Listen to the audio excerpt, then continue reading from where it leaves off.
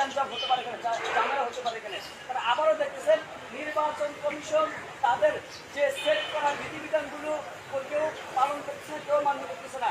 বিপরীতে গিয়ে নির্বাচন কমিশন উদার তোয়াক্কা করতেছে। তারা বাকিরা দেখতেছে, ভোটাররা দেখতেছে, প্রত্যেকে অহিনা জিনিসেন একটা গোষ্ঠীকে সার্চ করার জন্য নির্বাচন কমিশন তার এজেন্ডাটা বাস্তবায়ন করতেছেন।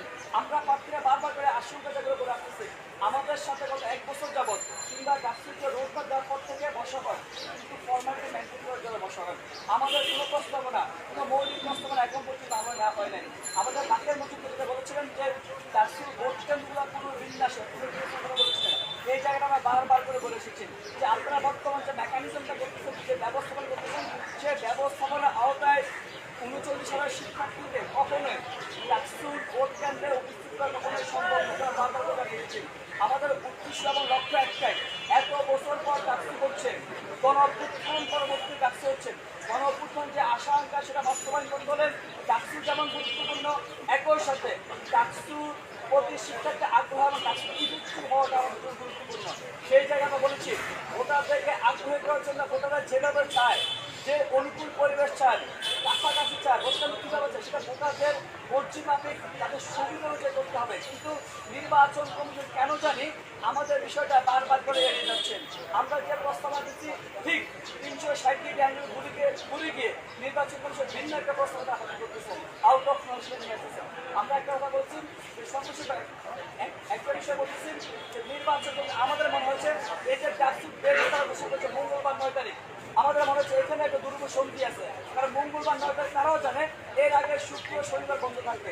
আমরা আবার দেখেছি তারা আবার 7 তারিখ বন্ধ রাখতেছেন, ট্রান্সপোর্ট বন্ধ রাখতেছেন, আবার অজুহাত দিচ্ছেন যে নির্বাচনের আগের দিন 8 তারিখে তারা বন্ধ রাখবেন।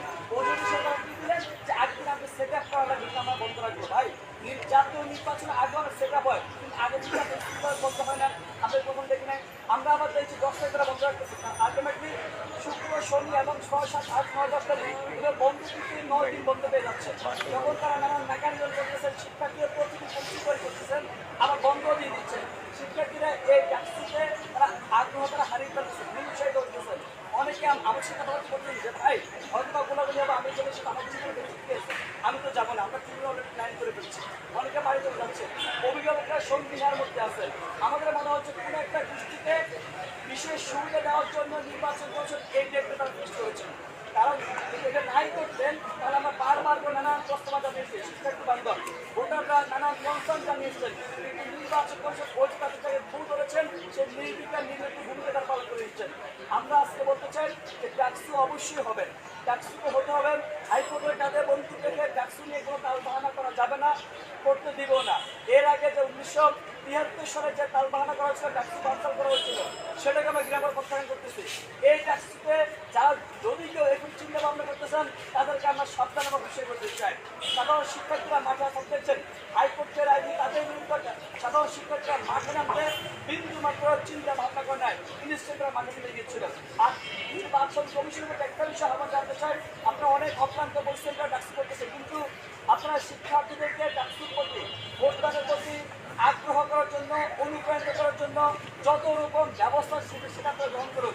আমরা প্রার্থী হিসাবে কিংবা ছাত্র সংগঠন হিসাবে শিক্ষার্থী বান্ধব যে প্রস্তাবনা দিচ্ছি সেগুলো আপনি আমলে নেন, একই সাথে হলের সাথে সাথে যেগুলো আপনার ভোট কেন্দ্রের পাশাপাশি আছে সবগুলো হচ্ছে একত্রিত করে শিক্ষার্থী বান্ধব ডাকসু নির্বাচন আপনারা হাজির করুন। এটাই আমাদের আজকের সম্মান থেকে আমাদের আহ্বান। ধন্যবাদ সবাইকে।